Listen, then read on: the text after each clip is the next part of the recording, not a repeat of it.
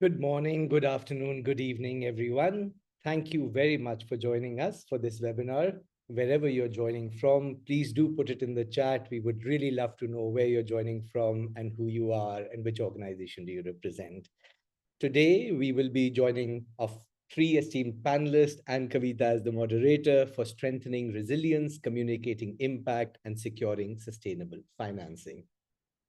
Before I move ahead, many of you would be familiar with the Global Schools Forum. Some of you may not be. As collectively, we have really grown. We've grown to 174 organizations across 64 countries. And you all are collectively serving 134 million children with so many schools. Together, we are a collaborative community, an innovative accelerator, and a partnership builder for non-state organizations working to improve education at scale for underserved children in low and middle-income countries. This vision and this mission could not have been more important than today, and we are really, really pleased to have you with us today. A few housekeeping before we begin. This webinar is being recorded. A link to the recording will be shared with you after the session along with key takeaways. We will be together for 75 minutes, and we have dedicated the last 15 minutes for a Q&A. But feel free to use the Q&A or the chat anytime to share your thoughts, reflections, or questions. At the end, when we have the 15 minutes, you can also raise hands and we'll bring you and spotlight you so that you can ask your questions that way as well. At the end of the session, we will launch a short poll to gather your feedback. That is really essential for us. Your participation is very important. If you can stay till the end, and if you can share your valuable feedback and reflections, this will help us improve and strengthen and offer you to the best of our capacity. More importantly, we are grateful for your presence. We encourage and appreciate undivided attention, and your openness has always unlocked new possibilities. So we are looking forward to do the same today. I am really, really happy and glad to hand it over to Kavita to introduce Emily, Maretta, and Ritesh. Over to you, Kavita. Thanks so much, Ajay, and thank you to everyone who's joined us from all over the world. I'm seeing some messages coming in. So we've got people from India and Dhaka and Tanzania. So welcome. Thank you for taking the time to join us today. My name is Kavita. I'm one of the directors here at the Global Schools Forum. The reason we're doing this webinar is, as all of us know, in the past few months, we've had some shocks to the education financing globally, which trickles down into our operations as organizations supporting education services across the world. And so as a community, GSF was keen to bring together organizations that are combating this challenge to learn from them. So we did a webinar last month where we had Girish Menon come in and talk about he has approached this. And this week and today, we're delighted to have Maretta, Emily, and Ritesh join us to talk about how their organizations are fundraising and thinking about financing for the future. So let me quickly introduce our panel. We've got Emily Goulburn, who's the head of partnerships at Peas. Peas builds and runs great schools in Uganda, Zambia, and Ghana. Emily is an expert in diversifying funding streams and has reduced Peas' reliance on institutional grants through ambitious and yet realistic 3 to 5 year growth plans. Thanks for joining us, Emily. We have Maretta Silverman, who's the Vice President of Development and Communications at Luminos Fund, which runs catch-up education programs for learners across 5 countries. Maretta is a master storyteller who bridges impact data and donor priorities, especially for philanthropic audiences. So we're excited to hear your perspective on that. And lastly, we have Ritesh Agarwal, who's the Vice President of Educational Initiatives, an organization that leverages cutting-edge pedagogical research and technology-based solutions to help students across different economies and demographics learn with understanding. Ritesh is a strategist in aligning government and corporate funding with educational missions without compromising core values. So we're quite thrilled by the diversity of experience that we have in this panel, and we're really excited to hear from all of you. I want us to start by just reflecting on some of the takeaways from the previous conversation that we did with fundraising. 4 things came out. One was, as an organization, how do we always stay authentic? And really I can't speak today, I apologize. Stay true to what we're trying to do without adapting our priorities too quickly to meet donor priorities. The second message that came out was diversification takes time. It's not easy, it's not quick, and so we really need to plan for this over a long-term period. The third message that we took away is that the board of your organization is really your biggest ally. So how do we leverage your board, leverage other partners to help us with our fundraising? And then the last thing that came out is, alongside all of this, we need to build in operational resilience, because while we're fundraising, we also need to continue doing the work that is creating impact for children across the world. So I'm going to start this webinar slightly differently. We're going to start with key messages, honestly. We don't have to wait until the end, but I'm going to ask each of you which of those key takeaways resonated, and whether you have an actionable tip or reflection on where we are now. So I'll start with Maretta, and then go around the room. Thank you, Kavita, and thank you to GSF for convening these important conversations. It's really a pleasure to be here with you today. Honestly, there were so many fruitful lessons and pieces of wisdom from the Girish session. For me, to pick one, I mean, I feel like his advice that donors may shift focus, but your core focus and impact should not. And really to think about how your work relates to, solve their priorities. It's just spot on. I couldn't have said it better myself. So my advice would be to really take time to, consider the priorities and strategy of the donor you're approaching, and be honest around how that authentically overlaps with your mission. Thanks, Maretta. Emily? Yeah, I couldn't agree more, Maretta. So for me, something that I can't emphasize enough is that diversification takes time. And I think for the fundraisers amongst you, that will sound very obvious. But in my experience, the non-fundraisers, so that could be your senior management team, your board, often don't realize just how long it takes to secure one grant, let alone significant funds from a whole new funding segment. So my top tip would be to be realistic and manage the expectations of stakeholders. Put together a 3 to 5 year growth plan for each new funder type, share that with those stakeholders, and then you can come back to that plan to show that you're on track, even if you haven't yet secured multiple grants from a new funder type. Thanks, Emily. And Ritesh? Yeah, thank you, Kavita. And I think, what resonated the most with me was, this whole idea that Girish spoke about whole storytelling with data, right? And I think I'd just like to add another addendum and annexure to it, which is storytelling with data as well as with empathy. I think what it really does is that, you've got variety of stakeholders through whom you want to build salience, from whom you want to solicit grant proposals, from whom you want to speak about your impact. And I think empathizing with them is very important. So just to give you an example, like MindSpark, which is our solution, has been evaluated by JPAL and ID Insight and many others. And so there's a group of funders who love the whole, how many SDs is it and what's the whole standard deviation? Whereas the government would just want to know, okay, how does this improve our national achievement scores? Whereas there would be a CSR funder who would just want to know, is this going to create a SROI and what does that mean?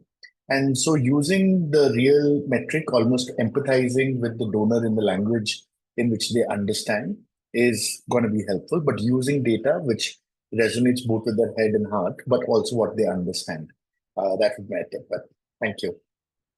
Thanks, Ritesh. And I think that's the context in which we're going to situate this, right? How do we situate our story with data? How do we stay true to our priorities? How do we build some of those operational processes within our organization? And we're going to dive a little bit into how each of you have done that in your organizations.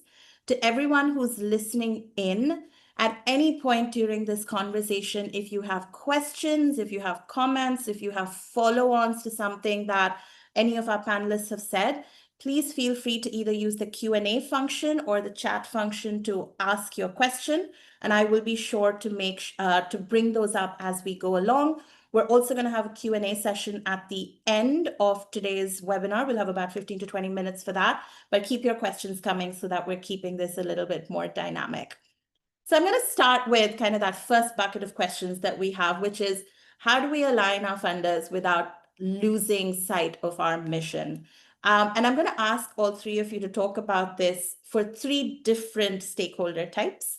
So let me start with Ritesh, because often we are working with governments, multiple members of the GSF community are working with governments. So how do you balance donor priorities with your core mission, but thinking about the government as an active stakeholder in this process? Yeah, thank you, Kavita. So, just to give everybody a bit of context, so we operate out of India. We work with about 13 state governments as well as the national government to deliver our work, and mostly that's in two forms. There might be a service to operate, which means a non-financial MOU with the government to align with their goals, where charity and philanthropy is paying us to deliver the program. And second would be where the government actually takes out an RFP and we apply for it and win it and get a contract for it. And it's in this context, especially from the first context of where the donor is giving us money, but there is a strong alignment to what we are doing with the government. I think three things stand out, at least from our experience over the past 2 decades of operating in India. I think at the core of it, being very true to what is it that you bring on the table is very, very clearly, explicitly stated to the government in the beginning itself, which means, like, example, EI wants to work on learning outcomes. It wants to improve learning outcomes using technology and assessment research.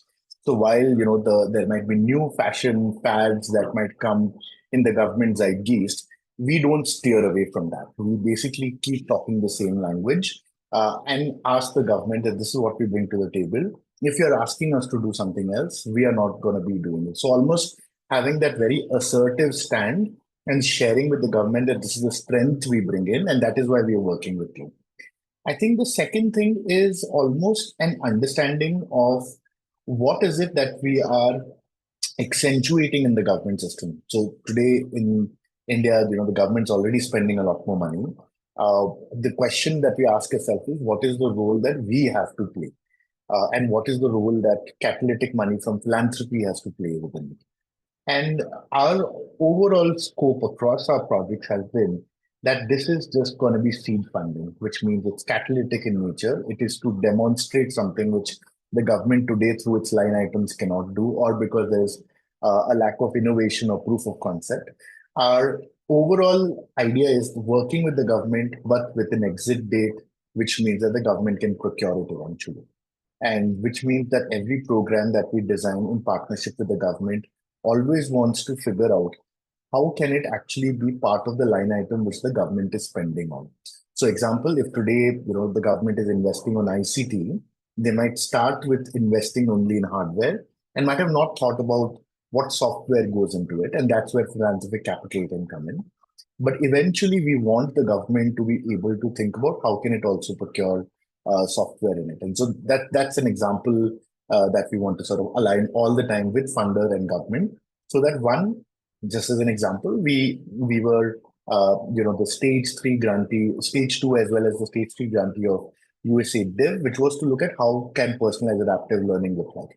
Now imagine if the program just gets disbanded because of funder priorities. We don't want the government to say, okay, now this is the end. The idea is that every funder that we bring on board is also thinking about what is going to be the advocacy and the procurement strategy in the long run by the government. So that's the second piece. And I think the third important piece is that while you might have just so many sponsors at the top level of the government who might be endorsing your program, aligning with your donor, meeting them, explaining to them the vision, I think the bottom-up sponsorship is the most important part for the sustainability of the program. So while, funders also are changing tracks at a period of 3 years, 5 years because of strategic shifts, leadership shifts, what we ensure is for them to also see the impact on the ground and talk to the beneficiaries directly and be able to track it. And there's just absolutely nothing more, critical that we see because there are presentations, there are donor reports, but I think the funders seeing the government functionaries on the ground change because of something the donor and the organization did to leverage the government capacity. That's something which we find extremely powerful. So those are three different strategies sharing out. Kavita. Thanks, Ritesh, and thanks for keeping it very practical, because I think this is what a lot of people are looking for as well, especially as they're starting either new partnerships with government or expanding partnerships. But I think two things that you said: stay true to your strengths as an organization, you know what you do really well, but also thinking about what purpose different pots of funding are playing and how the government ultimately thinks about procurement within its long-term plan. So very, very helpful. So I'm going to switch to the donor side and start with Maretta and say, same question. How do you balance priorities, but this time with philanthropic donors? It's a great question. I guess thinking again of like, we want to give practical advice in this session. So, one thing I reflect on a lot is that, working in education, we all know that one of the best ways to learn about a topic is to have to teach it, right? And so I would say, regardless of your role, if you're a fundraiser or communications or programs, really try and learn and be able to talk about your organization's story, your impact, your data, the problems you solve with just a ton of fluency. I think everybody's doing this already, but my advice would be to really lean into that. Get comfortable telling your story and telling it authentically. And when you're speaking with donors or philanthropists, or honestly any donor, of course, speak to their priorities, but also really listen for if it's resonating, if your story is resonating with them. Because I feel like, especially this year in 2025, everybody on our side of the table has very limited time, right? There's a lot going on. It's a hard year. So if you feel like your message isn't resonating with the donor, just my advice would be to, don't force it, move along, turn to other donors who may be really excited about what you do. So yeah, my advice would be tell your story, listen, and be practical around where are the best places to invest your time, because time is precious. Thanks, Maretta. And as fundraisers, we're often like just convinced that one more conversation is going to change everybody's mind. But I think that is very practical for you to say, listen, if it doesn't resonate, at some point we need to move away from that funder and look for others. So that is very helpful. And Emily, you do the same with institutional donors. So how do you, how did you, I suppose, work with institutional donors to prioritize with them?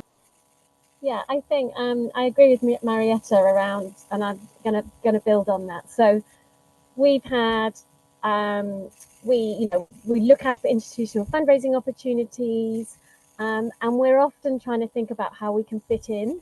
And we spend a lot of time before we actually apply for an opportunity, really weighing up, are we going to add value here? Because institutional, even the first stage application is a huge amount of work. And so we look at it closely, we look at where we can add value, and then we look at where we need others. So what we don't want to do is reinvent the wheel. There are hundreds of charities doing amazing work who have expertise in their area of focus. So if there's an institutional fundraising call for something that goes outside of our scope, we would always look to collaborate with others so we can focus on delivering and funding our core work, and then we can get some added value from other organizations as well. And it certainly feels to me like Peas is an organization that are pretty meticulous about not going outside of our core program. And we have to be. We've got a financially sustainable model, which means that every new program we add costs to our schools. So we have to remain laser focused on delivering our core mission. And so we would bring others in, or if we aren't going to add value, we're really honest with ourselves and say, actually, this isn't the one for us. And further down the line, we've always been pleased about that, because actually, if you start delivering outside of your core program, it can get expensive, difficult, and suck up an awful lot of time, which, you know, for a lead organization, takes staff away from their core mission. Thanks, Emily. And I think it builds on what Pritesh said at the start, which is know your strengths. Like, as an organization, being very critical about what you're good at. And I do appreciate what you're saying about calculate the amount of time it's going to take for an application process to go through, and how, and really thinking about kind of bottom line financial sustainability. So that's very, very helpful advice as we move in. There's always, though, the kind of, I suppose, like you never want to say no to funding. So there's always, you know, there's climate funding now, and there's AI funding, and there's all of this different funding that's available. How do you link without pivoting? Because I hear what all of you are saying. Stick to your strengths, bring in partners where it's not your core strength, but also sometimes it is possible to link to your programs to some of these other themes. Have you done that? And if so, do you have any advice on how to do that? So maybe I'll start with Maretta and then we'll go around. Sure, if I can find my unmute button. Yeah, so this is a really good question. And yeah, we all stretch a bit and lean in new directions and come up with new strategies. You know, we're never sitting still in this sector. So, I mean, I guess first and foremost, my advice would be that, of course, have a core program that's really working and that you're really excited about, and invest first and foremost in that, because you know, sitting in fundraising or communications, our jobs are infinitely harder if the core program that we're talking about isn't, you know, just shining. So I would first start there, and then depending on which way you're deciding to flex, so maybe it's climate change and trying to speak to that, my advice would be to really take time to find impact stories among the communities that you're serving that speak to that. You know, so Luminos is working across 5 countries. If we're taking climate change as an example, you know, let's go find communities that have navigated drought. How has our program fit into that puzzle piece? So really try and, you know, work with your programs colleagues, work with others, other stakeholders that you may have to address that. And, you know, find the data too, of course. You know, I think going back to sort of the overarching theme of the session, it's like impact data is awesome and really important, and stories are also really important, but it's like the marriage of the two, the data and the stories, that I think is even more powerful. And so telling an authentic story where you're kind of weaving together both is great. Thanks, Maretta. Ritesh, anything to add? Yeah. I think, you know, first, I think candidly, sometimes it's important to also discern whether it's just a rebranding exercise which is happening in the system. So, like, you know, I still remember there was this whole wave of systems change, then it came strengthening state capacity, and sometimes it's just a rebranding exercise to capture both the political imagination, and I think that's fair as we keep evolving to get the attention of different policymakers and other things from a third state perspective. So I think one important thing would be that, is it really just a rebranding exercise, or is it actually a huge change? Example, you know, like the recent wave of, say, investment in AI is quite an extension of investment in technology. I don't see it to be a major pivot for an organization like ours, if we were to just think about it, right?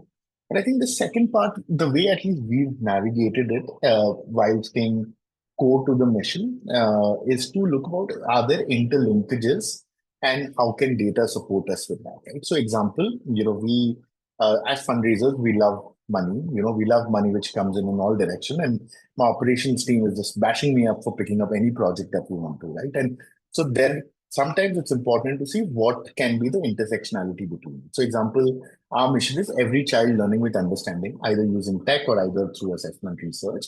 Now, supposedly, a funder says that we want to really invest in girl capital. And so can we then look at it through a gender lens of how technology can be adopted?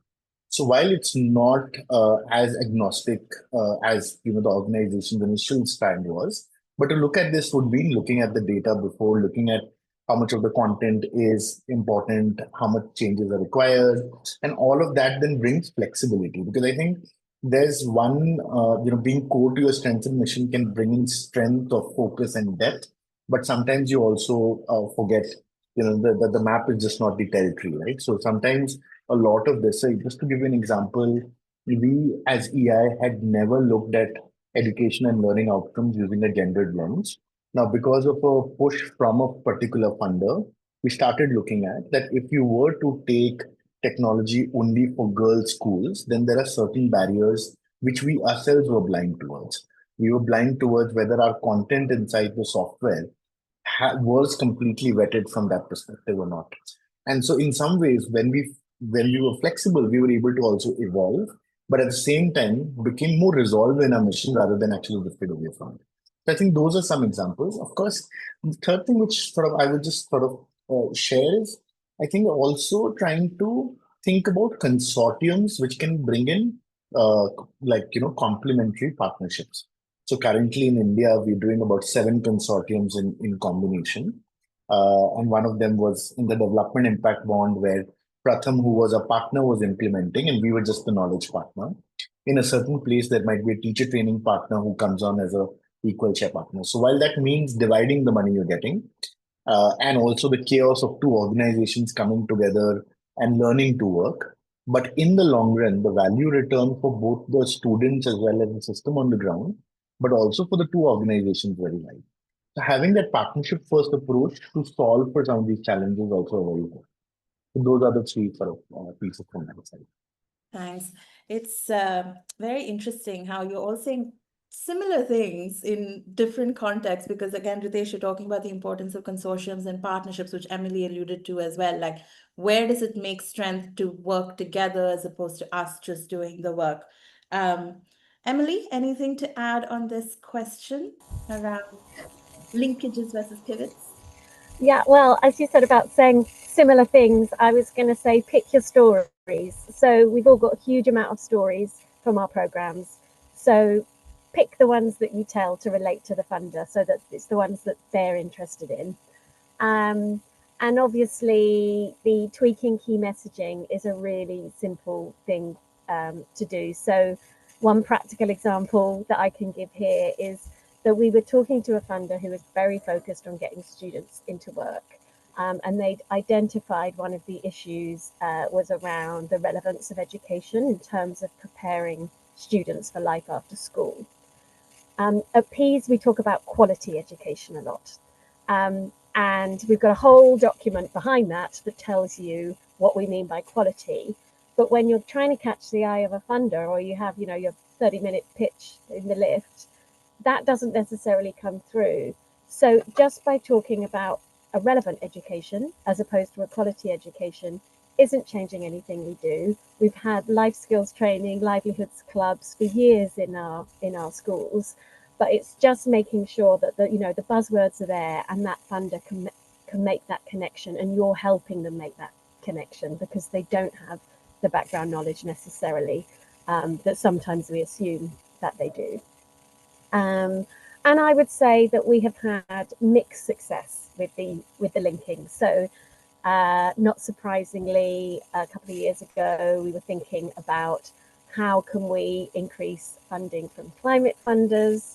And we don't collect data on how our programs affect climate change. So if you're looking at funders who are very technical climate funders and have really strict, tight indicators, then we realized pretty quickly that Peas were not going to secure funding from those funders. However, for many funders, climate change is an add-on or something that they want to be doing, but they also have other things. And so you're measuring against about a number of things. We know that there's data that means that if you have somebody who has a secondary education, they're more likely to be equipped with the knowledge and skills they need to make informed decisions and take action. So we draw on that outside evidence to get the story across for those less technical funders in a space that sits slightly outside our own. Thanks, Emily. I think that's really useful advice for anyone listening in. I'm going to stick with you, Emily, as we move towards thinking about building resilience and diversifying funding. And I think we're going to get into some of the crux of what we're trying to discuss here. So, Emily, you've worked with Peas to reduce your dependency on institutional grants, and it's been a kind of a few-year process. So if you can talk through what was some of the hardest things you had to do in that process and what yielded the rewards for you. Okay, so yeah, when I started at Peas back in 2019, almost half of our operating income came from FCDO, or DFID as it was then. And last year it was less than a quarter. That has been a long, hard journey, and it certainly didn't happen overnight. I think one of the things that has been most difficult for us is finding income streams that have the potential to replace the kind of money that you can get from institutional grants. We've always had a lot of money from the UK government, and many of those grants were in 7 figures. There's not many funders where you can get 7-figure grants from one funder. And so because of that, that's why I come back to diversification is slow, is it's not one or a few conversations with one funder to replace that. You've got to find a whole bank of funders. So our route to diversification has taken many forms. We've grown our income from corporate supporters, which I could talk a bit more about. We've had some success from blended financing in the form of grants paired with no and low interest loans to build infrastructure in our schools. We're growing our support from individual supporters and philanthropists. And most recently, we've undergone a merger with an organisation that has a US fundraising entity, which means we can grow our income from the US without setting up a 501c3, which is a quite a lot of work to do that. So we have not put all our eggs in one basket, and it has taken a lot of trial and error to get traction on some of those areas.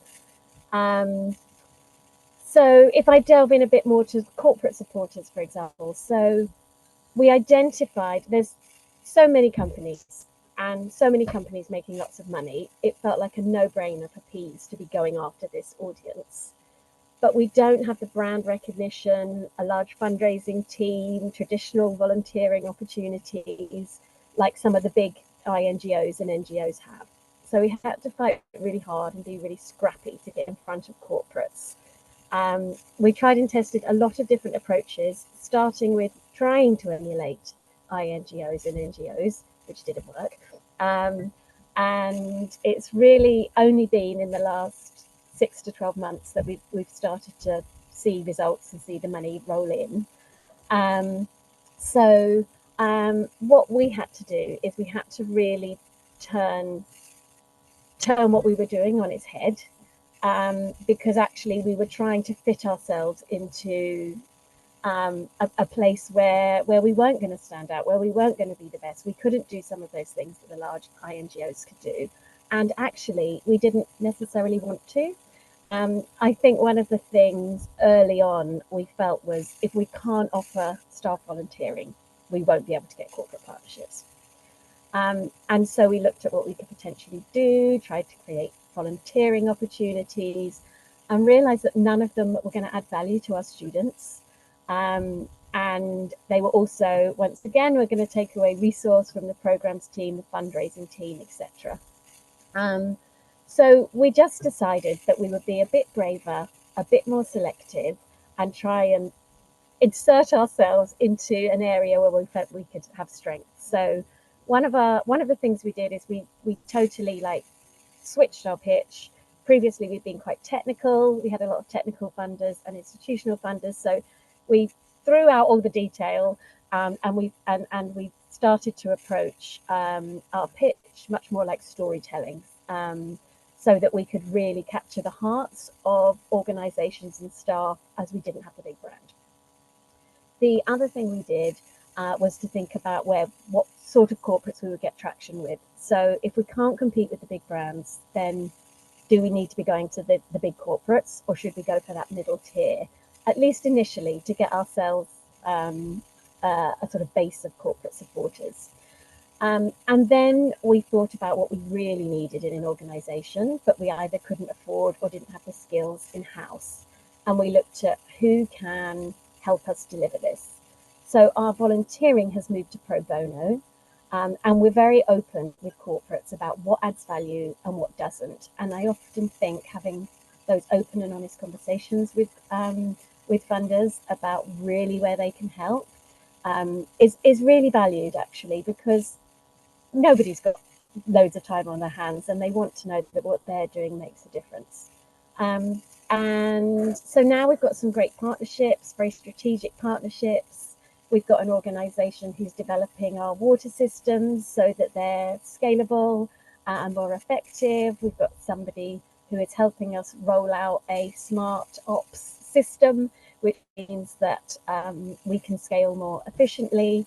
And it feels like those organizations have really bought into it, and it feels like together we're tackling the problem. So I guess the most rewarding thing, again, as a fundraiser, not particularly inventive here, but when the money starts coming in.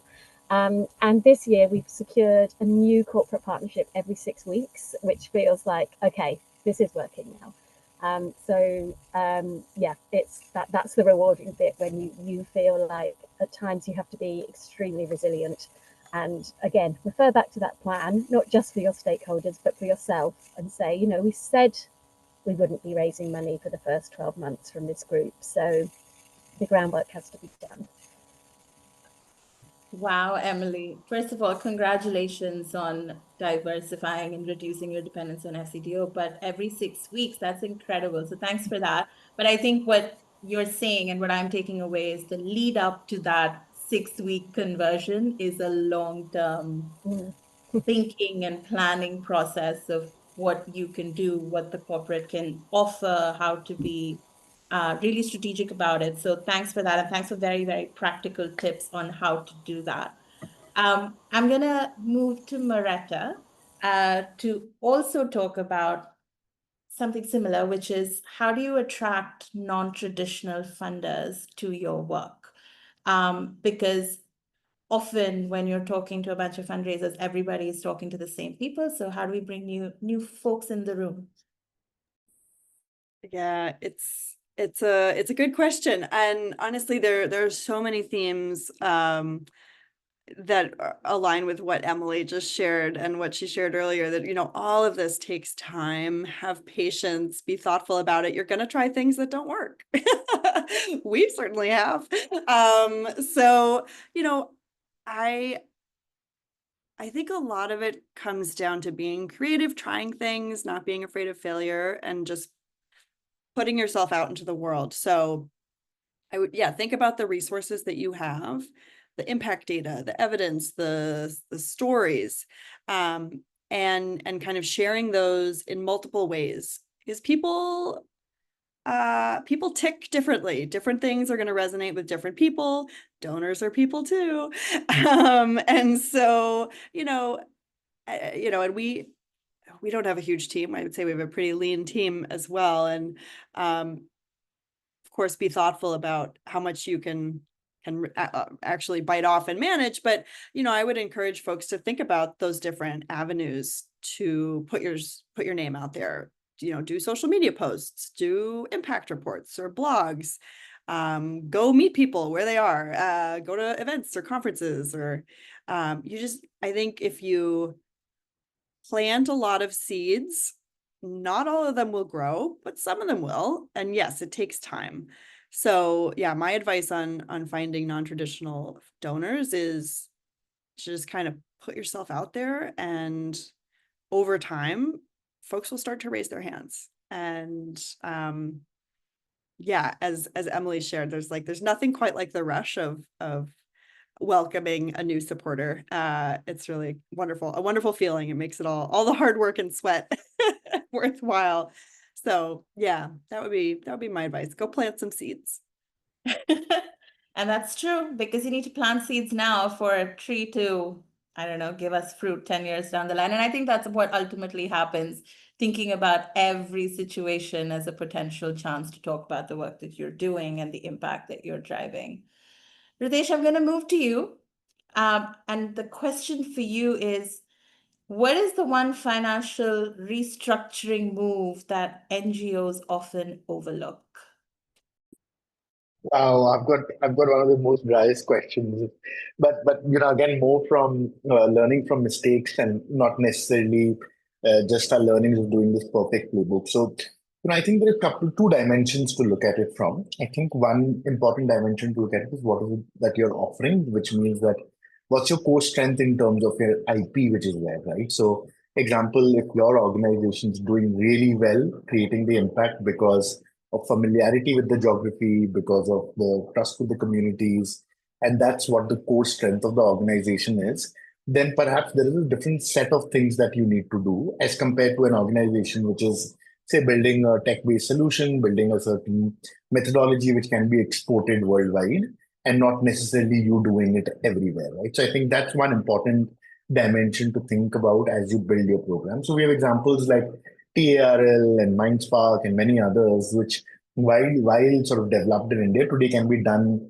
across Africa, across the world by many different partners. And that requires a different kind of like a regulation, whereas there are certain organizations which are working very well on implementing a certain approach and methodology in a particular community or in a particular geography. And that's what their strength are. So I think that's important dimension or a mental model to keep in mind to saying what I'm going to say now. So I think one, of course, is like a lot of time organizations want to house everything under one entity, right? Which means that all the foreign operations also happen through one, all their advocacy happens through that, all the government procurement is happening via that same entity. What we've realized now, working with several partners and in our lessons, is that there can be diversification of the legal units you want to set up. As you sort of work with different funders. So example, setting up a not-for-profit in the US, like how Emily was saying, is far more prudent if you're really looking for fundraising in the US, especially having a for-profit arm if you want to work with the government directly for contracts, or if you want to charge your beneficiaries a certain amount, is far easier to manage. And it's also for-profit arms in certain countries where you want to work is far easier to set up. Where you both get incentives for coming there as compared to setting up a not-for-profit, which is extremely, extremely complicated from multiple different reasons. So I think that's an important sort of takeaway of looking at it. Of course, these bring in a lot more financial, accounting, compliance pieces, but as you scale up, you can almost start hitting those milestones. So example, if your foreign funder base increases by a certain number, you can then think about setting up a UK-based or a US-based charity. Similarly, if you see that the idea which you're working on has now a chance for government procurement or beneficiaries to pay directly, it might be a right time to now set it up as a social enterprise and then sort of manage this. So I think those can be, the second streams of thing. And I think the third one is also looking at what's the business model that you're looking for, and just sort of teasing off from what Emily was sharing. I think one of the financial restructuring is that each channel that you're working on has a certain customer acquisition cost that you need to work on, right? For example, say if you want to work on corporate donors, which is 300 people you'd meet, one of them will say yes, you will need a team who sort of is able to hunt and be able to do that. And there can be a one-member team who can win you a tender very fast, right? So each of the verticals have their own gestation period and a customer acquisition cost. So financial restructuring in the way where you're baking some of these costs very, very, because many times we've seen that, especially from the 0 to 1 journey, the founder is able to do all the channels effectively. But the moment you start going in from that 5 million type numbers to above 10 million, 15 million numbers, you actually need dedicated teams for each of your different fundraising channels, from a retail to like an institutional, to government procurement, to CSRs, and so on and so forth. So I think that sort of modeling should become very helpful in from a plan perspective. Yeah. Amazing. Thanks so much, Ritesh. Again, like very practical. And I think it's also indicative of growth within an organization, right? Like you can't do this when you're starting out. This is something you do, as you mentioned, when you're moving from potentially a $5 million to a $10 million budget. But even for small NGOs, I think there's a way to think about how you structure it so you Yeah. can make the best kind of financial decisions. So there's a question in the Q&A box that I'm going to ask you perhaps to answer, Ritesh. Think back to EI's early years, and maybe also applicable to Emily and Moretta as you think about this. This question is specific to India, but how do you discover and secure foreign funding in countries where you don't know anyone for a young nonprofit? And they've said specifically a budget of 2 to 5 crores. My math is not quick enough to convert that into USD.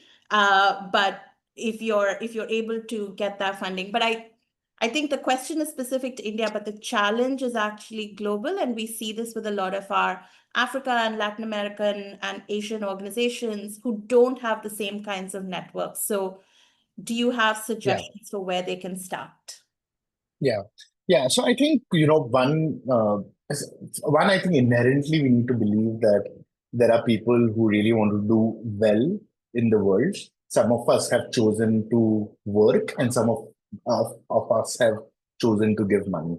And there's enough, and there's a good demand and supply match on that from an inherent structure perspective. Enough people are giving money, enough people who want to work on the ground.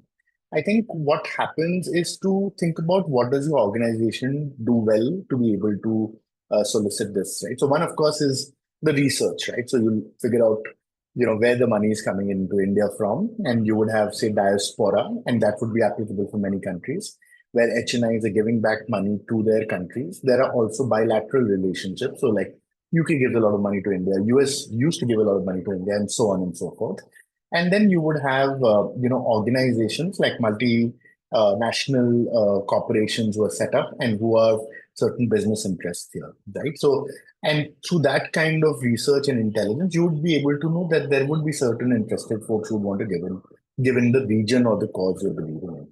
And I think there are 3-4 spikes to sort of think about. One is your program unique from just the outset? So, right, like, are you working for, say, artisans, and are you working for, a certain tribe? Are you working for a certain community? Is that what your USP is? Is evidence what your USP is? That, it is one of the most impactful programs, so on and so forth?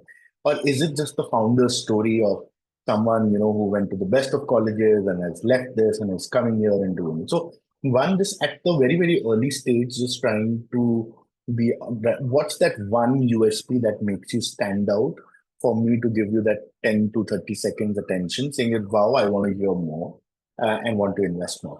Now, just to give you an example of how this is, so HNI fundraising for us has been, like, we've never targeted it, and it's been extremely difficult because of the structure we are in, etc. So we get great amount of funding from institutional funders, CSR funders, also from social enterprises, and so on and so forth. But HNIs have never traditionally funded us.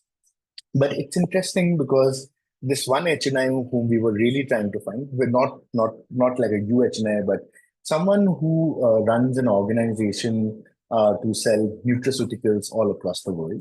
And he was sourcing a lot of his raw material from India and Andhra Pradesh.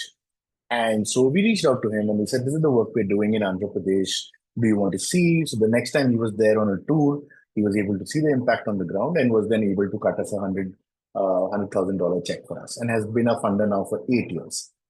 So I think sometimes, it's not just about how big you are. It's about just finding that right person. Because, and like I said, to the first hypothesis, there is enough demand of people who want to give, and there's enough supply. But I think there's a market inefficiency of this not being known. And I think GSF does that great of trying to bring both a lot of funders and like practitioners together. So that would be my advice. And I think being authentic in that, really trying to understand what's your USP, because you will find takers both in India as well as abroad would be willing to back you if your work is good and you've got a story which is worth listening to. Emily or Maretta, anything to add to that on how you've approached new funders? I think Ritesh's advice is great. I would just advise to do your homework, get online, try and Google them, or, figure out, who's funding in a different space. Who are they? Just try and find a way to get to talk to them. But yeah, not much else to add. Yeah. I'll just add one thing to what Maretta shared earlier as well. I think like fundraising is hard because you get 10 rejections and 1 acceptance, which is also like just an optimistic number. Actually, the numbers odds are pretty poor.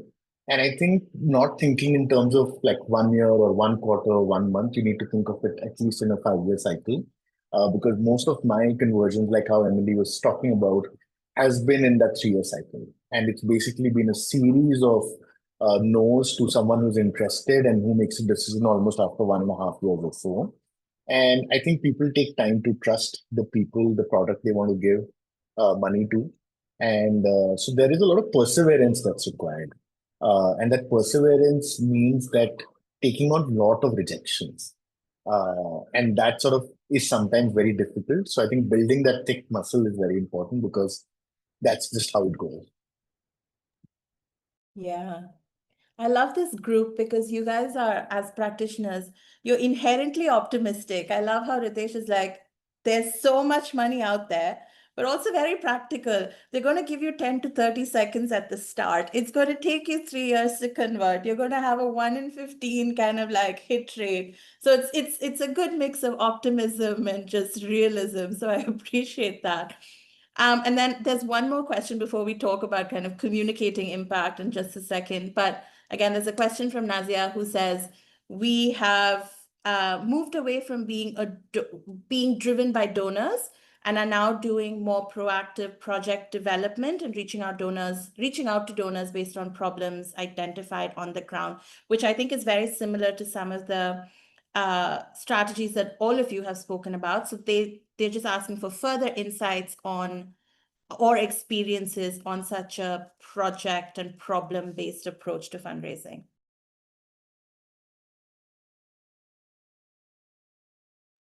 I'm happy to chime in on this quickly, and I welcome others' thoughts. Yeah, Nazia, this is a really great question. Something we definitely think about. I mean, a few thoughts on this off the top of my head. I think, of course, we want to be working on things where there's need. And I think a question is like, the chicken and the egg. Are you financially in a position to start work on a project before you have major funding? Do you have that kind of unrestricted capital on hand to invest up front in order to get a project sort of kickstarted before you can secure an anchor donor? If you don't have that kind of unrestricted capital, then I think my advice would be to put together a concept note for this particular project, shop it around, see if you can find a donor that's interested to get it started, and then, go from there. But I think unless you are able to invest your own sort of flexible funding, it's hard to get things started without an anchor donor. Thanks, Maretta. Yeah, and I would just add to that there are lots of donors though that do love new things, and so we're often wanting to apply for something. We've got something that we know works, we've got the evidence, but it's not new now because it's been going 12 months, 2 years.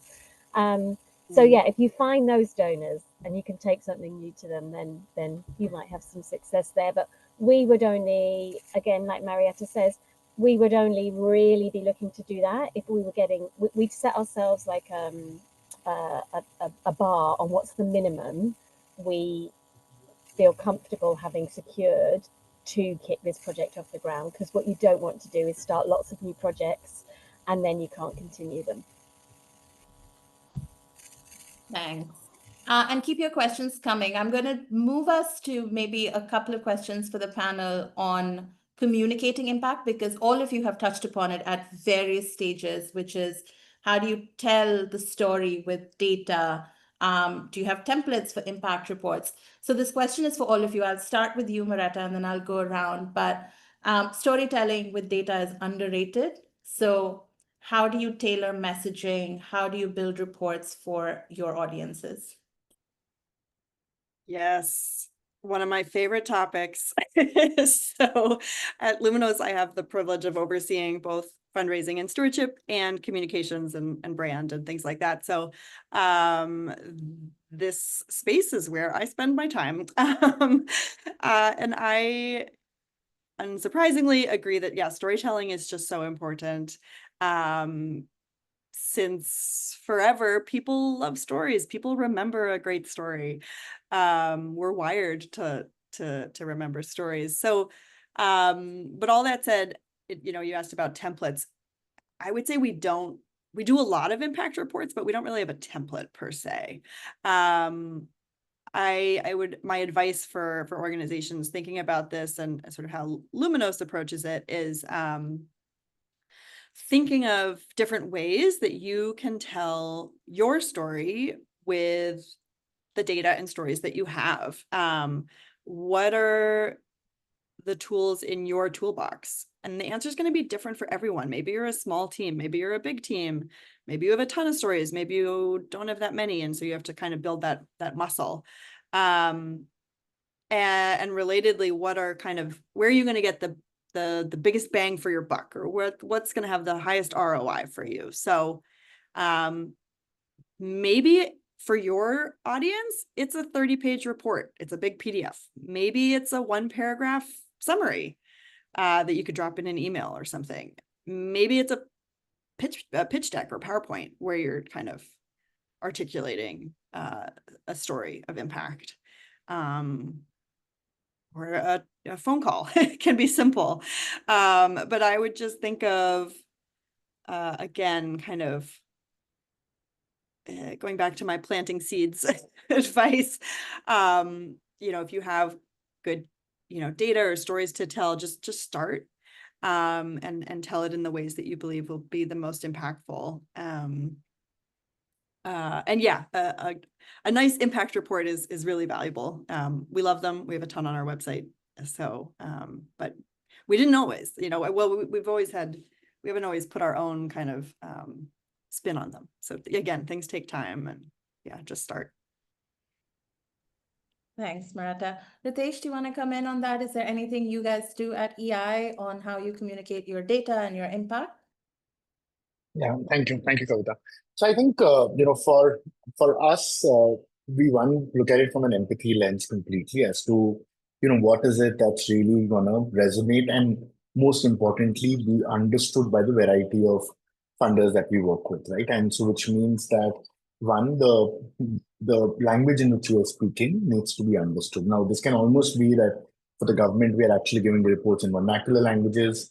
For the corporates, who might be a CSR manager, there might be far more understandable language. There might just be photos for the corporate CEO to whom he will need to report it back to, right? So there can be a bunch of this.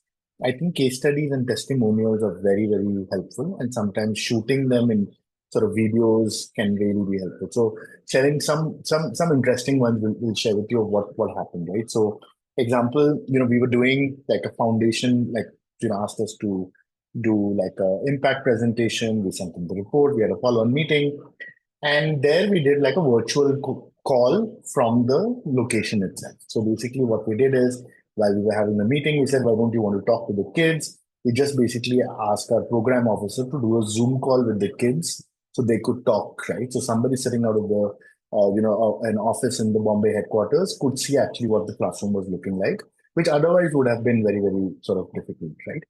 Second thing is understanding that, what is it that really moves your donor?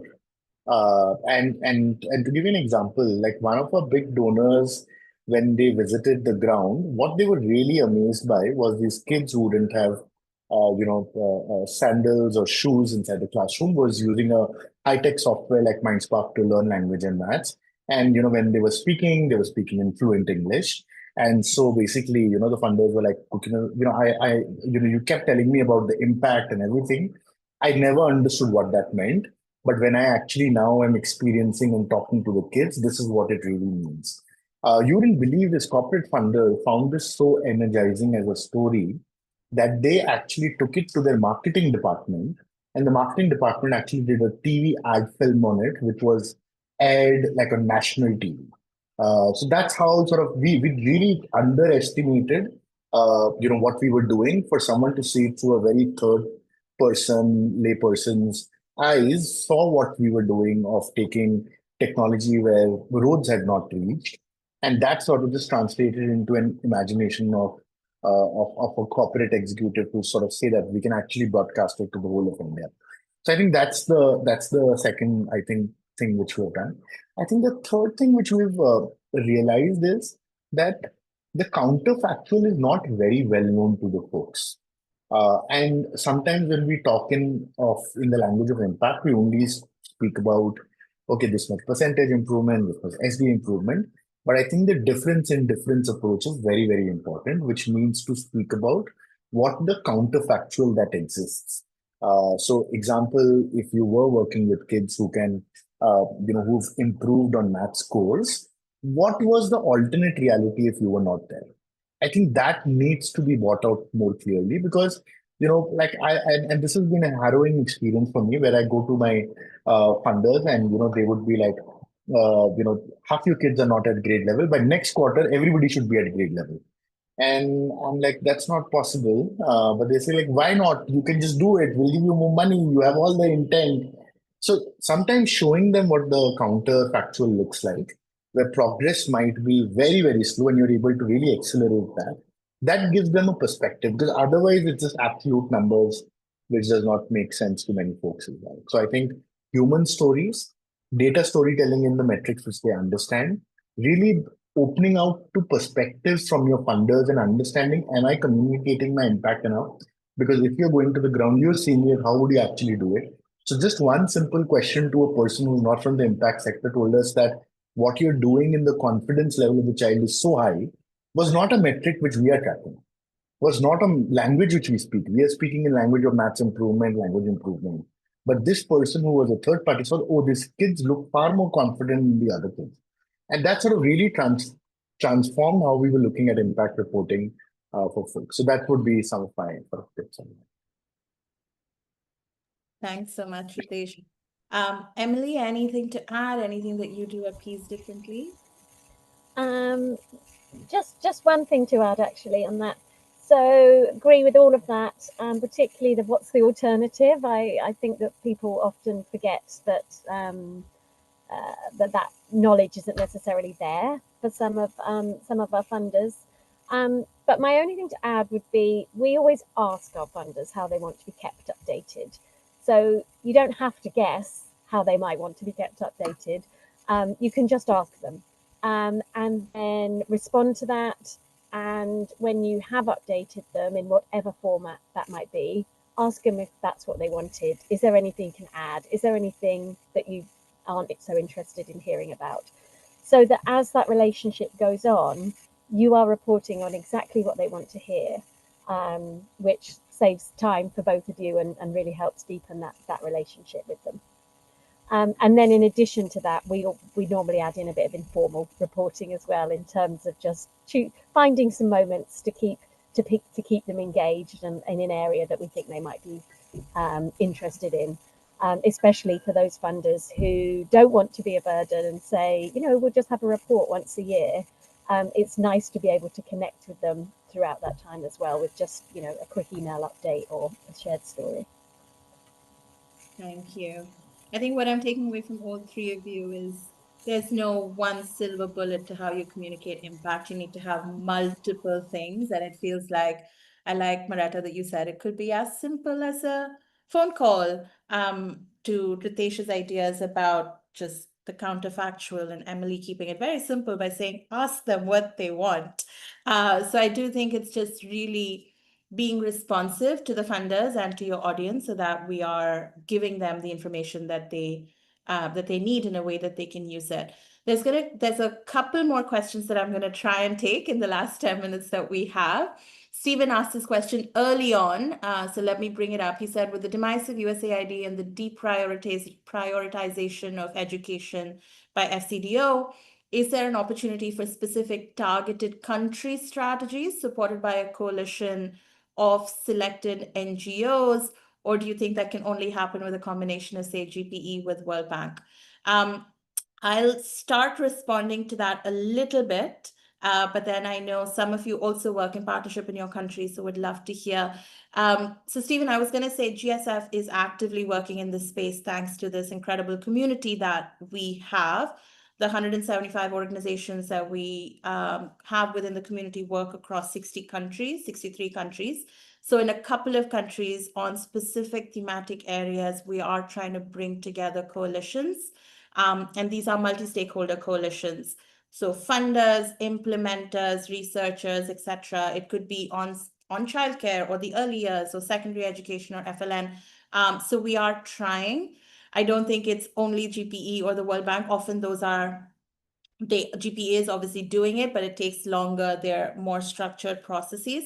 And in the last few months, especially, we've also seen a lot of funders willing and able and thinking about supporting coalitions in country. So I think, or to say, watch this space, because I think there's going to be more movement. And I'm sure all of you will agree that education is way too fragmented as it is right now. So coalitions are probably a good thing. But I was going to maybe ask Ritesh, because I know you've done some of the DIB work in India where you're working in a coalition. You talked about the partnership with Pratham, but also curious, Maretta and Emily, whether Luminos and Peace are doing some of that as well. But Ritesh, maybe a quick response. Yeah, I think at least from our experience, I think bringing like-minded partners both to deliver programs together, which means like say in the space of education technology, we've got like a set of 3-4 organizations which want to work with government schools in India, and then you've got a set of 1 or 2 funders who want to be anchor funders. So if you bring all of them together, then that becomes quite a big sort of leverage for others to also have this feeling of that everyone is here, why am I not there? So that sort of really accelerates funding, as well as also a lot of boost to the supply side. You've got far more entrepreneurs and social entrepreneurs who want to build models because they start seeing that this is gaining salience, right? So I think a partnership or collaboration first approach, because like in our sector, we've got no competition. Everybody's working together, right? So we just really need to be able to amplify that voice. And we've seen that sort of almost compounding over a period of time, right? So, we've seen, funders come together because of it. We've seen organizations like with very, very different interests come together because there's a platform which is provided. I think what has been helpful for us is to find that one anchor supporter who can bring in an agency to help convene things, right? Now, this can be like someone like a GSF who's doing it for say FLN things. It can even be hiring like a Dalberg kind of an organization with a particular mandate and asking a funder to just fund the initial stage of it before the unit becomes sustainable on its own. It has really been very, very powerful. Very early days, like just been 2-3 years old of some of these things, but have seen some great things that we never thought we could do was possible only because the coalition was there.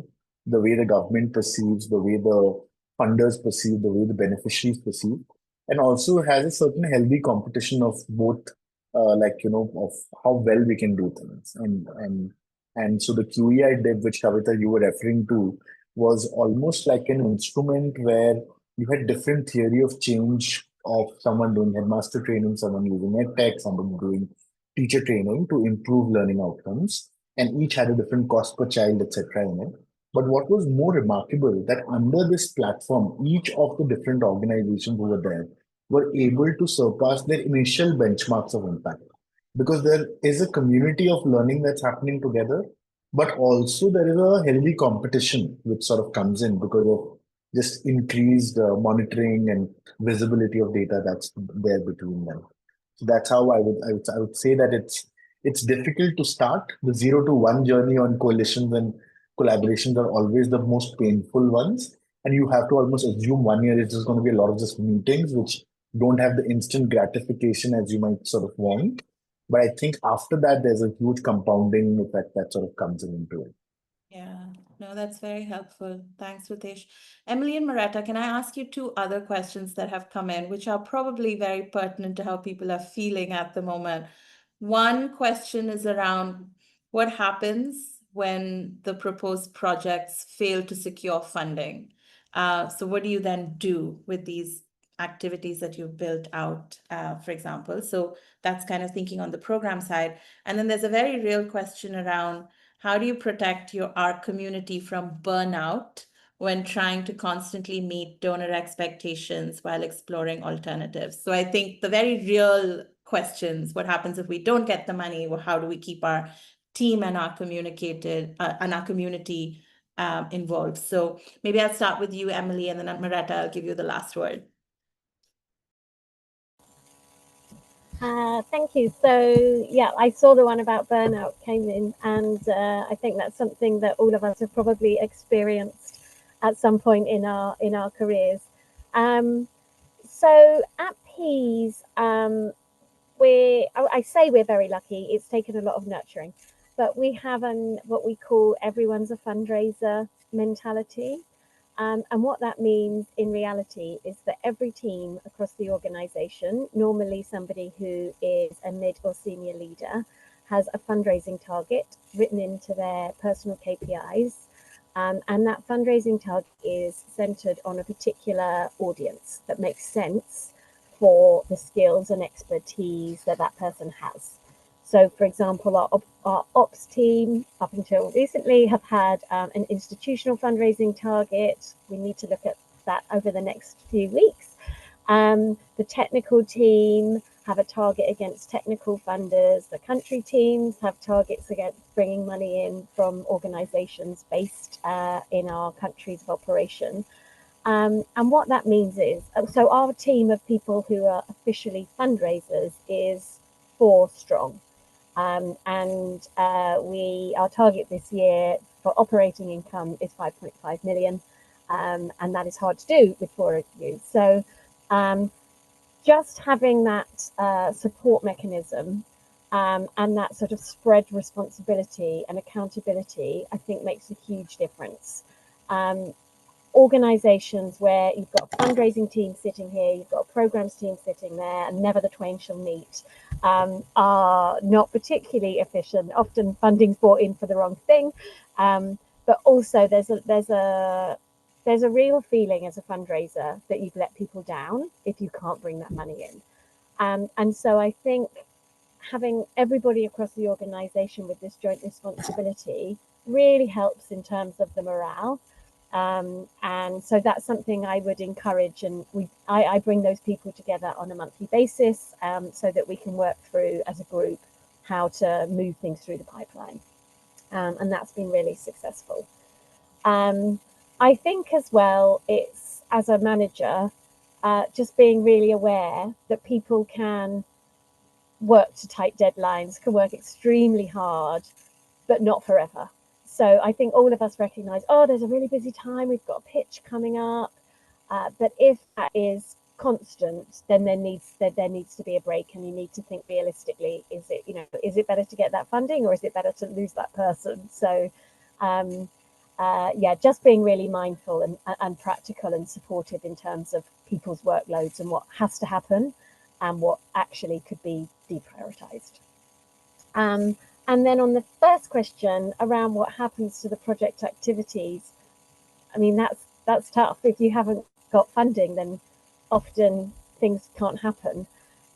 We have a good amount of unrestricted income at Peas. And so then we would have to make a case, almost like a business case, about which projects will we fund from the unrestricted and which won't. We also, when we do our budget process each year, is we set our budget based on activities we want to do, and some of those activities remain in core, and some of them we put in stretch. So if we fundraise more than we need to, we start pulling in those stretch activities so that they can go ahead. But in reality, at times, we just have to delay that project or it doesn't go ahead. So apologies if not that's not the answer that you want to hear. But I think it is the practical answer. Over to you, Maretta. Yeah, no, I agree with what Emily has said. A lot of wisdom there. Yeah, I mean, so we set our budgets at the beginning of the year, and then we always do a bit of a reset mid-year, kind of between the academic calendars, to kind of see what is flexing up or down. And I agree. I mean, again, it's not maybe the happiest answer. Like we would all love to do even more, but if I do think taking kind of cautious and conservative financial approach is going to help all of us in the long run. And so managing the resources that you do have conservatively, and if there just isn't money for the project, I think it's really hard, but I would advise, taking a more cautious approach and maybe reprioritizing, or if you're lucky to have unrestricted capital, to of course use that. And then in terms of team burnout, and it's really real. I would, look after your people. As Emily said, give them a break if they've been really pushing. And the same way that we say thank you and show appreciation to donors, do that for your colleagues too. It's really important. Amazing. Thank you all. I We're at just want to add one point, I think, on what Maretta was shared. And Emily, I think sometimes when certain projects midway are getting over, I think, making that SOS call to a certain group of funders have at least been helpful for us. So in many times, like, you would have a funder who would have invested X amount of money, and there's certain amount of gap funding which someone can give. And so, and almost making that distress call to a few funders and sharing with them, both creating that urgency as well as for them to reap the benefit of the entire project impact. And like for us, like a lot of times what happens is CSR funders give money for infrastructure, and midway if their strategy changes, somebody can just fund for the software and program management, while that would be lower cost per child. So sometimes, taking that last effort, I know it's very difficult, especially when a funder has disbanded your project, but I think as fundraisers, we just have that one last, before we fully process the 7 stages of grief, there's one more time to just give that one last push, and at least 1 out of 10 times you might just be successful to salvaging the project because somebody has some money kept which he needed to spend but could not spend it and is ready to give it to you. Thank you, Ritesh. And that's the eternal optimism that we're going to end on. Ajay is going to throw up a poll for all of you in the audience. We'd love if you take that. But while that is up on your screens, let me take this opportunity to thank Emily, Maretta, and Ritesh for giving us their time.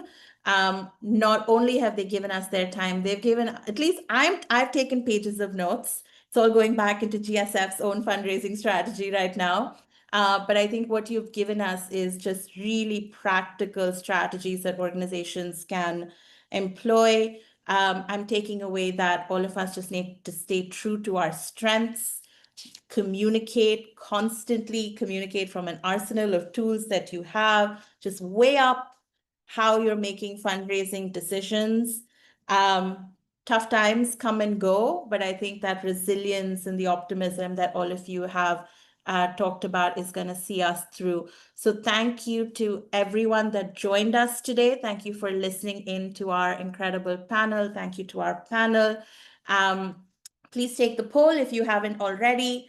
And if you'd like to stay in touch with GSF, please drop your email in the chat and we'll make sure we will communicate with you. But thank you, everyone. Have a lovely rest of the day in whichever part of the world you're in. Thank you.